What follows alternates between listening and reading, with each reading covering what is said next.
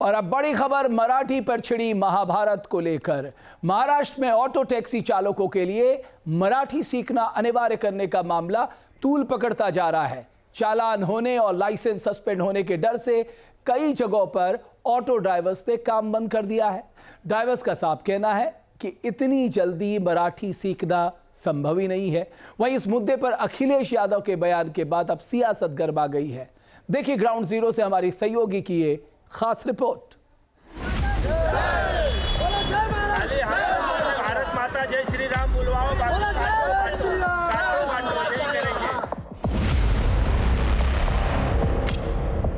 मराठी सीखने की परीक्षा बन रही अग्नि परीक्षा।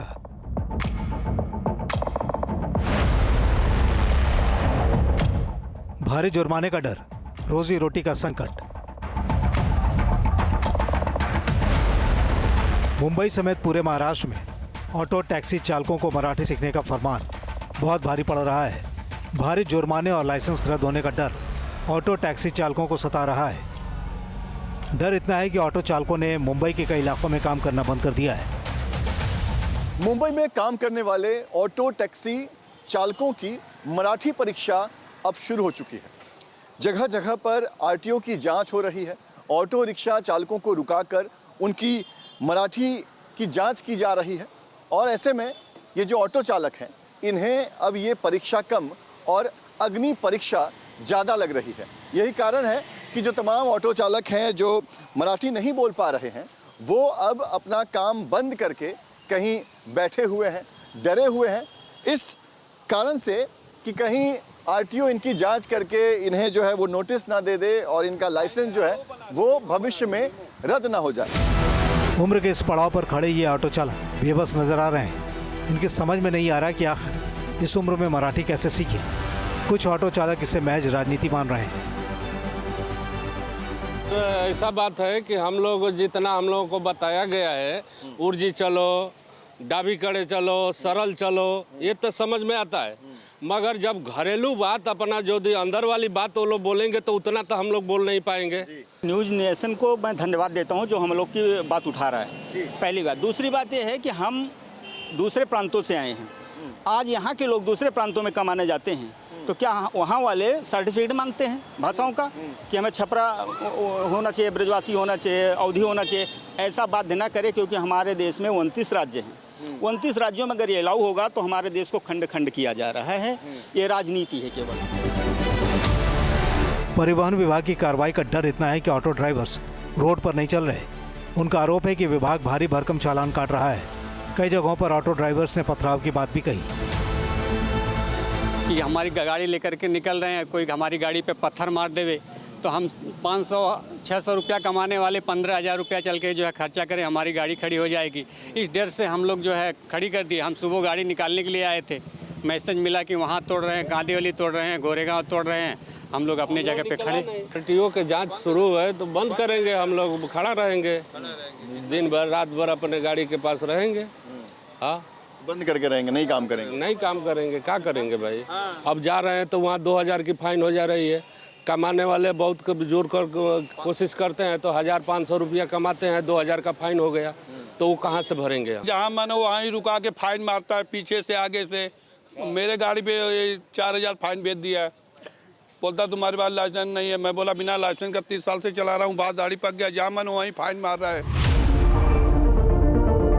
दरअसल महाराष्ट्र सरकार ने ऑटो टैक्सी चालकों को मराठी सीखना अनिवार्य कर दिया है। इसके लिए कड़े नियम भी बनाए हैं। सबसे पहले 1 महीने का नोटिस जारी होगा। अगर मराठी नहीं सीखी तो 3 महीने के लिए लाइसेंस सस्पेंड। आरटीओ की flying squad team random checking और वीडियो रिकॉर्डिंग करेगी। नोटिस के बाद भी मराठी नहीं सीखने पर लाइसेंस हमेशा के लिए रद्द। अब सरकार के इस फरमान से ड्राइवर्स उलझन में हैं। सबके अपने अपने तर्क हैं, मजबूरियां हैं। ऑटो ड्राइवर्स का मानना है कि भाषाओं में देश को बांधना सही नहीं। का टाइम आ गया है, अभी क्या सीख सकेंगे। इसके पहले तो कुछ बोले नहीं। परमिट देने के टाइम नहीं बोले मराठी बोलना चाहिए, वो परमिट देने के टाइम बोलना चाहिए था। अभी रिटायर होने के टाइम पे बोल रहे मराठी सीखो। ये सब यूपी वाले को भगाने का ये कर रहे हैं। सब मजबूर हो रहे हैं ना, मजबूरी हो रही है ना। अभी उनको भगा रहे हैं, बोल रहे हैं। जिसको नहीं आ रहा है वो क्या करेगा। महाराष्ट्र में ऑटो टैक्सी ड्राइवर्स के लिए मराठी जरूरी करने पर सियासी महाभारत भी शुरू हो गई है। समाजवादी पार्टी के अध्यक्ष अखिलेश यादव ने सोशल मीडिया पर पोस्ट कर बीजेपी पर निशाना साधा। उन्होंने लिखा, विदेशी कंपनियां मुंबई में काम कर रही हैं, उन पर ये शर्तें लागू नहीं होंगी, क्योंकि धन लोलुप भाजपा धनवानों के आगे कालीन की तरह बेचने को तैयार रहती है। भाजपा का सारा जोर गरीबों, शोषितों, वंचितों और उपेक्षितों पर ही चलता है। अखिलेश यादव के बयान पर सियासी तपिश बढ़ गई है। शिवसेना ने अखिलेश यादव के बयान को राजनीति से प्रेरित बताया है। अखिलेश यादव जी को मुझे 3 बातें कहनी। पहली बात तो यूपी में राजनीति है, यूपी में चुनाव होने वाला है, तो यूपी की राजनीति अपना यूपी में ही रखें और बेहतर होगा यूपी में जो लोग हैं उनके बारे में चिंता करें। दूसरी बात, जो उत्तर प्रदेश और बिहार के लोग यहाँ मुंबई में मेमार रीजन में रहते हैं, उनके सुख दुख में हमेशा हम शामिल रहते हैं और वो अकेले नहीं हैं, उनके साथ हम सब हैं। हालांकि संजय निरुपम का मानना है कि जो ड्राइवर्स अभी तक मराठी नहीं सीख पाए हैं, उन्हें अतिरिक्त वक्त मिलना चाहिए, उन्हें परेशान नहीं किया जाना चाहिए। हालांकि मराठी सीखने के विवाद के बाद सीएम देवेंद्र फडणवीस ने साफ कहा है कि किसी तरह की सख्ती नहीं है। भाई लोग, हिंदी भाषी भाई लोग जो यहाँ पर टैक्सी या ऑटो चलाते हैं, उनको मराठी का एक्सपर्ट बनाने का कोई कारण नहीं है। उनको उनके काम जितनी मराठी आनी चाहिए, काम चलाओ मराठी आनी चाहिए, इस प्रकार का ही आग्रह किया गया है और उसमें कोई भी इस प्रकार की सख्ती नहीं है। उनको सिखाने का प्रयास चल रहा है। बहरहाल ऑटो टैक्सी ड्राइवर्स के लिए मराठी की शर्त ने नया विवाद खड़ा कर दिया है। इसका सबसे बड़ा खामियाजा उन ड्राइवर्स को भुगतना पड़ रहा है जो इतनी जल्दी मराठी नहीं सीख सकते, लिहाजा वो काम बंद करने में ही भलाई समझ रहे हैं। बेबस हैं, उम्मीद कर रहे हैं कि कुछ बदलाव होगा और अगर नहीं होता है तो इनके पास दूसरा कोई विकल्प नहीं है। ये अपना काम धाम बंद करके ये दोबारा यूपी लौटने की तैयारी में या सोचने में लगे हुए हैं। वीडियो जर्नलिस्ट सिद्धेश वाजके के साथ पंकज मिश्रा, न्यूज़ नेशन, मुंबई।